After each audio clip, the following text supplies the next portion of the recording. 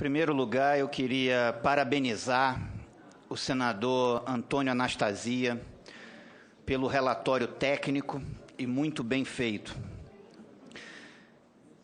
Depois dizer que meta fiscal não pode ser vista como uma questão pequena. Meta fiscal é algo extremamente importante, faz parte da Lei de Diretrizes Orçamentárias e existe para ser cumprida. Meta fiscal não é uma questão pequena. Eu tenho ouvido aqui algumas pessoas colocar que a Lei de Responsabilidade Fiscal, ela tira dinheiro da saúde, tira dinheiro da educação. É justamente o oposto. O cumprimento da Lei de Responsabilidade Fiscal é que vai fazer sobrar dinheiro para nós podermos investir mais na saúde, na educação e onde a população precisa.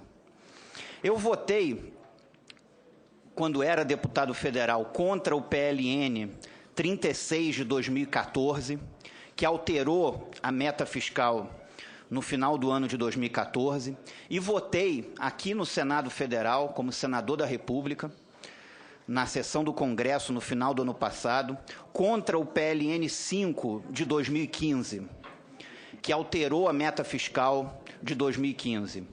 De um déficit de 55,3 bilhões de reais, de um superávit de 55,3 bilhões de reais, para um déficit de 119,9 bilhões de reais.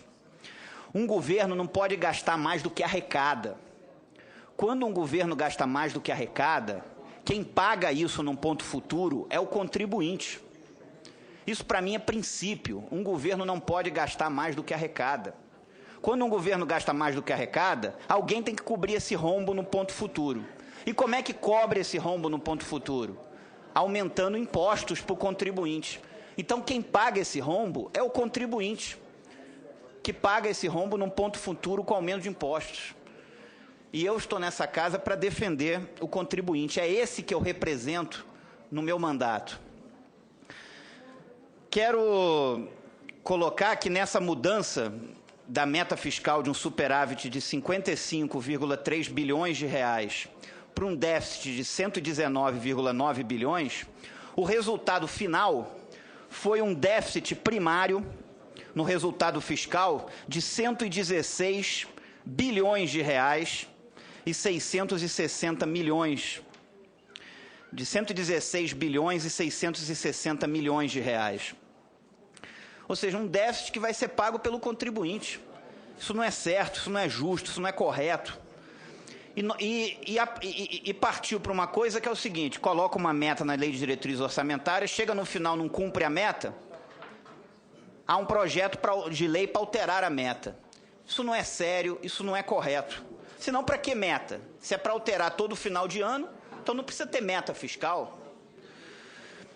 Além disso, eu quero colocar que aqui o relatório do senador Anastasia foi muito preciso.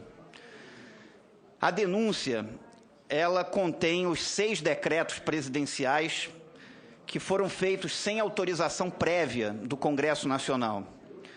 O relatório do senador Anastasia avaliou que dos 6, 5 tiveram repercussão negativa sobre a meta fiscal. Foi preciso. Não pode um governo editar decretos de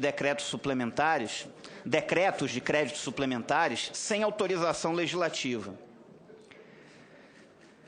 Na democracia, no Estado democrático de direito, quem ganha eleição, já falei isso aqui, quem ganha eleição governa. Mas isso não dá direito a esse governante de fazer o que ele quiser. Isso não dá uma carta em branco a esse governante. Ele tem que seguir a legislação vigente do país. No Estado democrático de direito, um governante não pode fazer o que ele quiser. Ele tem que seguir a legislação vigente do país. E dentro dessa legislação vigente do país, a Lei de Responsabilidade Fiscal, a Lei Orçamentária Anual, que inclusive faz parte da Constituição Federal, no seu artigo 85, como crime de responsabilidade. Se o governo não cumpre a lei orçamentária anual, é crime de responsabilidade, sim. A edição de, segundo o relatório, 5 decretos e segundo a denúncia de 6 decretos presidenciais sem autorização prévia do Congresso Nacional, fere o artigo 167 da Constituição Federal, que diz, artigo 167, inciso 5º da Constituição Federal, que diz, são vedados a abertura de crédito suplementar ou especial, sem prévia autorização legislativa e sem indicação dos recursos correspondentes. Isso é algo muito sério. Isso é algo muito sério. Não pode um governo simplesmente esquecer que existe um outro poder, o poder legislativo, que fez e aprovou uma lei orçamentária anual e simplesmente querer desrespeitar essa lei.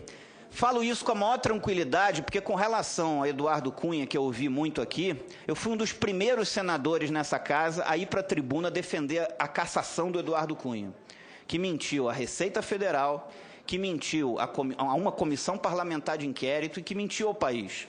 Agora, uma coisa não tem absolutamente nada a ver com a outra. Uma coisa é uma coisa, outra coisa é outra coisa.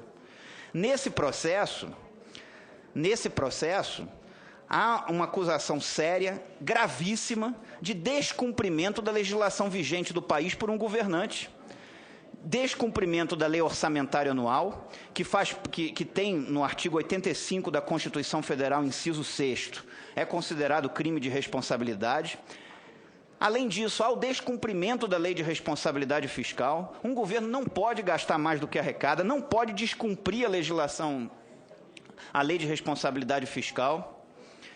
Na questão das pedaladas, inclusive se utiliza o BNDES para isso.